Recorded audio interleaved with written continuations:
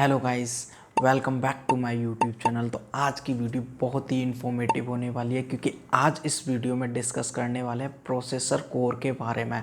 जी हाँ, जब भी आप एक लैपटॉप लेने जाते हो तो सबसे पहले आप उसमें क्या देखते हो, प्रोसेसर देख के खुश हो जाते हो। लाइक उसमें यार i5 डला हुआ है या i7 डला हुआ, और एक चीज़ इग्नोर कर देते हो, दैट इज़ कोर। कि आपके प्रोसेसर जो आपने सेलेक्ट किया, लाइक i5 प्रोसेसर तो सिलेक्ट कर लिया, लेकिन उसमें कोर्स कितने हैं। लाइक उसमें वो जो आपका प्रोसेसर है वो 4 कोर का है या 6 कोर का है या 8 कोर का है। ओके, तो आज इस वीडियो में हम वही समझेंगे कि कोर होता क्या है। ओके, होता है किस तरीके से हमारे सिस्टम की ये परफॉर्मेंस को बढ़ाने में हेल्प करता है, और क्यों हमें कोर को समझना ज़रूरी है। और हाँ, वीडियो को एंड तक देखना क्योंकि आज इस वीडियो में मैं ये भी बताने वाला हूँ कि किस तरीके से आप अपने सिस्टम के कोर के काउंट को डबल करके उसकी परफॉर्मेंस को बढ़ा सकते हो, और ये सब मैं लाइव करके दिखाने वाला हूँ। तो वीडियो बहुत ही इन्फॉर्मेटिव होने वाली है, और अभी तक आपने मेरे चैनल को सब्सक्राइब नहीं किया है तो जल्दी से सब्सक्राइब कर लेना क्योंकि इस चैनल पर ऐसी टेक इन्फॉर्मेटिव वीडियोस आती रहती हैं। तो चलिए शुरू करते हैं। तो हम सबसे पहले समझेंगे कि भैया ये कोर होता क्या है ये प्रोसेसर कोर। ओके, तो सबसे पहले मैं आपसे एक सिंपल सा क्वेश्चन करता हूँ कि who is known as the brain of the computer. तो आपका सिंपल सा आंसर होगा यार, जो processor is the brain of the computer. Okay, और जो हमारा जो प्रोसेसर होता है उसका भी ब्रेन कौन होता है, दैट इज़ कोर। तो वही कोर होता है। ओके, सिंपल सी भाषा में देखो, हमारे पास एक ब्रेन है। ओके, लेकिन इस ब्रेन के भी तो कोई पार्ट होते हैं, उस ब्रेन का भी तो ब्रेन होता है। लाइक उसका हिंड ब्रेन होता है, मिड ब्रेन होता है, फोर ब्रेन होता है। वैसे ही जो हमारा प्रोसेसर होता है उसका भी ब्रेन होता है, उसी को हम कहते हैं कोर।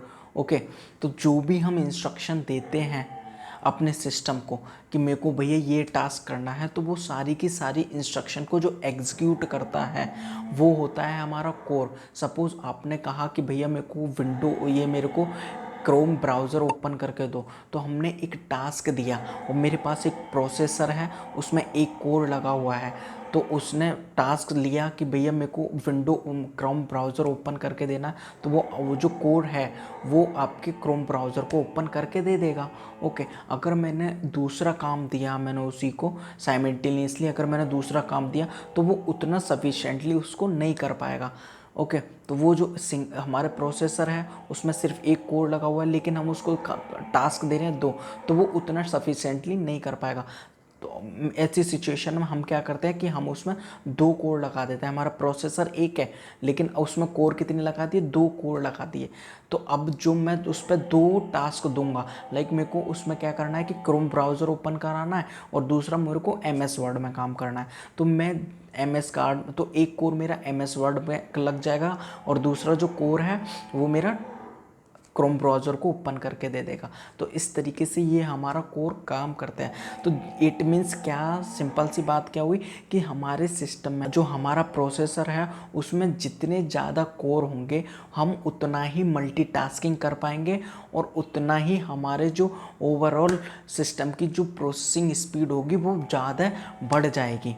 ओके, और आप किस तरीके से चेक कर सकते हो कि मेरे सिस्टम में भैया कितने कोर का प्रोसेसर लगा हुआ है। तो यार ये चेक करने के लिए ना आपने सिंपल सा अपने टास्क मैनेजर को ओपन करना है, और टास्क मैनेजर को ओपन करने के लिए जस्ट आपने क्लिक करना है कंट्रोल शिफ्ट और एस्केप की, और यहाँ आपका टास्क मैनेजर ओपन हो जाएगा। जब एक बार टास्क मैनेजर ओपन हो जाएगा आपने जाना है परफॉर्मेंस टैब पे। परफॉर्मेंस टैब पे जाने के बाद CPU पर आ जाना है, और यहाँ आप देख पा रहे हो कि यहाँ पर आपके जो कोर लिखे हुए हैं वो कोर हैं हमारे 4 कोर, और यहाँ पर जो लॉजिकल प्रोसेसर्स है वो हैं हमारे 8।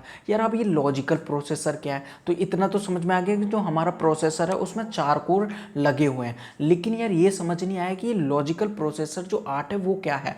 तो इसको मैं बहुत ही सिंपल सी भाषा में समझाता हूँ। तो जो हमारा प्रोसेसर लगा हो उसमें 4 कोर लगे हुए हैं, तो हमने क्या किया हुआ है कि एक कोर को 2 थ्रेड्स में डिवाइड किया हुआ है। अब ये भैया थ्रेड्स क्या होते हैं, तो देखो भैया थ्रेड जो होता है ना, लाइक हम कोई भी जब टास्क असाइन कर रहे हैं तो ऐसा तो है नहीं कि हम पूरा एक साथ वो टास्क को कंप्लीट कर लेंगे। उस टास्क को करने के लिए हमें कुछ स्टेप्स लेने पड़ते हैं, लाइक स्टेप बाय स्टेप जो इंस्ट्रक्शन हम देते हैं, जो स्टेप बाय स्टेप इंस्ट्रक्शन जो होती है हमारी, वो ही हमारी क्या कहलाती है, हमारा थ्रेड कहलाती है।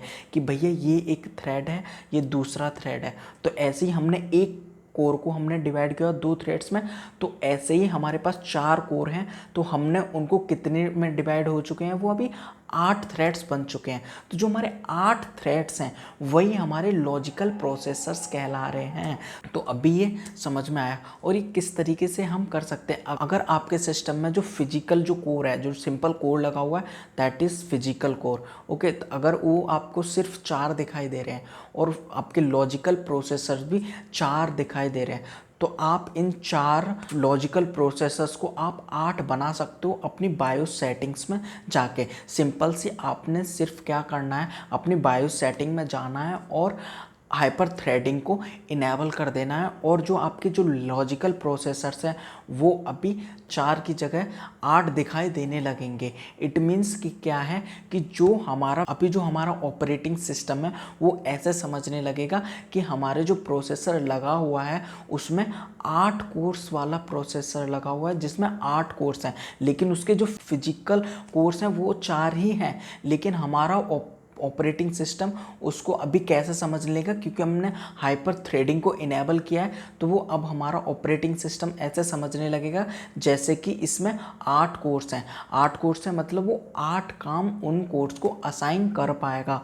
तो इस तरीके से आपकी जो ओवरऑल प्रोसेसिंग स्पीड है आपके लैपटॉप की वो बहुत ज़्यादा हो जाएगी। और जो आप मल्टीटास्किंग कर पा रहे हो वो भी आप बहुत अच्छे से कर पाओगे। ओके, तो ये जो मैंने बताया कि किस तरीके से आप अपने लैपटॉप में हाइपर थ्रेडिंग को इनेबल कर सकते हो, ये मैं पूरा आपको दिखाने वाला हूँ अपने एक लैपटॉप में। ओके, तो चलिए देखते हैं। यहाँ आ चुके हैं हम अपने लैपटॉप में। तो सबसे पहले ओपन कर लेते हैं टास्क मैनेजर, और उसके लिए सिर्फ आपने प्रेस करना है कंट्रोल शिफ्ट और एस्केप की, और यहाँ हमारे ये टास्क मैनेजर ओपन हो जाएगा। ओके, और फिर आपने ये परफॉर्मेंस टैब को क्लिक कर लेना है। परफॉर्मेंस के बाद आपने यहाँ पर CPU सिलेक्ट कर लेना, और यहाँ पे आप देख पा रहे हो हमारे ये कोर्स। तो यहाँ पर जो कोर्स हैं वो हमारे कितने हैं, 4, और यहाँ पर जो लॉजिकल प्रोसेसर्स हैं वो भी 4 हैं।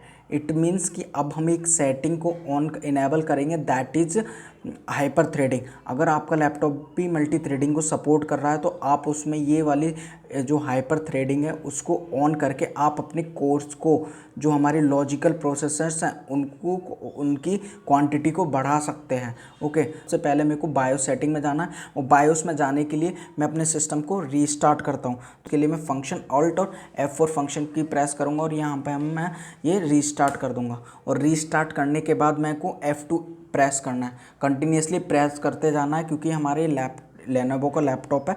तो ये जो बायोस में जाने के लिए इसमें F2 प्रेस करना है। अभी हम अपने बायोस में आ चुके हैं। ओके, तो यहाँ पर मेरे को कॉन्फ़िगरेशन में सेलेक्ट करना है। तो ये कॉन्फ़िगरेशन में आने के बाद जस्ट आपने यहाँ पर ये नीचे आना है, इंटेल हाइपर थ्रेडिंग टेक्नोलॉजी। अभी ये हमारे यहाँ पर डिसेबल है। डिसेबल का मतलब क्या है, जो हमारा एक, यहाँ पर आप देख पा रहे हो कि जो हमारा एक कोर है वो एज ए सिंगल थ्रेड की तरह ही यूज़ हो रहा है। अगर हम इसको इनेबल कर देंगे तो जो हमारा एक कोर होगा वो एज ए मल्टीपल थ्रेड्स की तरह यूज़ होने लगेगा। ओके, तो मल्टीपल थ्रेड का मतलब क्या है कि जो हमारा यहाँ पर जो एक कोर होगा वो 2 कोर्स में, 2 थ्रेड में डिवाइड हो जाएगा। ओके, तो अभी मैं यहाँ पर इसको सिंपली इनेबल कर लेता हूँ। इनेबल करने के बाद मैं इसको इनेबल कर लिया, और इनेबल करने के बाद मैं इसको सेव कर लेता हूँ। सेव करने के लिए मैंने F10 दबाया और प्रेस कर दिया सेव कन्फर्मेशन चेंजेस है एग्जिट नाउ, और मैं येस पे एंटर करूँगा। तो यहाँ पर हमारी ये सेटिंग सेव हो चुकी है, और ये हमारा अब ये OS में आ जाएगा। अभी हम यहाँ पर दोबारा से चेक कर लेते हैं। ओके, फिर से मैंने अपने टास्क मैनेजर को ओपन करना है। टास्क मैनेजर को ओपन कर लिया, और यहाँ पर मैंने परफॉर्मेंस में दोबारा से जाना है। परफॉर्मेंस में जाने के बाद यहाँ पर CPU को, और आप देख पा रहे हो यहाँ पर ये दोबारा से हमारे यहाँ पर ये दोबारा से लॉजिकल जो प्रोसेसर्स हैं वो हमारे 8 हो चुके हैं। इट मीन्स कि क्या है कि अभी जो मेरा ऑपरेटिंग सिस्टम है वो ऐसे ट्रीट करेगा कि जो हमारा यहाँ पर जो प्रोसेसर्स लगा हुआ है उसमें हमारे ये 8 हमारे कोर्स लगे हुए हैं तो उसमें इजीली वो 8 टास्क असाइन कर पाएगा। ओके, तो अभी हमने देखा कि कोर होता क्या है और किस तरीके से ये हमारे लैपटॉप के ओवरऑल प्रोसेसिंग को बढ़ा देता है।